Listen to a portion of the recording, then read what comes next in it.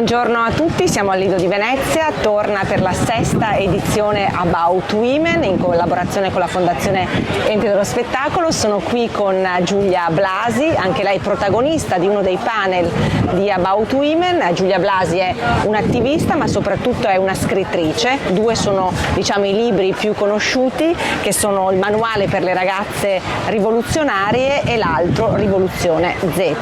Vorrei rivolgermi a Giulia chiedendole qual è la battaglia femminista sulla quale si sta concentrando di più, sulla quale si è concentrata, il messaggio che vuole darci oggi.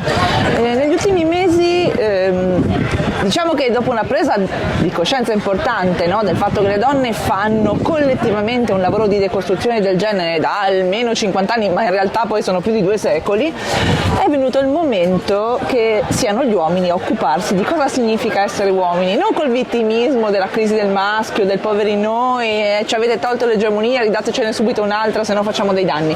No, ma veramente decostruendo quali sono gli elementi della maschilità, in particolare gli elementi della maschilità che sono dannosi per gli uomini e anche per le donne. La novità è che questo lavoro non può essere fatto dalle donne, deve essere per forza fatto dagli uomini e gli uomini devono entrare nei femminismi. Allora, quando noi diciamo femminismo siamo sempre abituati a pensare alle donne, in realtà il femminismo è una filosofia politica, chiunque può adottare questa filosofia politica. Nel momento in cui tu decostruisci il tuo genere, il ruolo che hai nel mondo, il modo in cui vivi il mondo come portatore o portatrice di una cultura di genere, stai facendo femminismo. Quindi benvenuti ragazzi.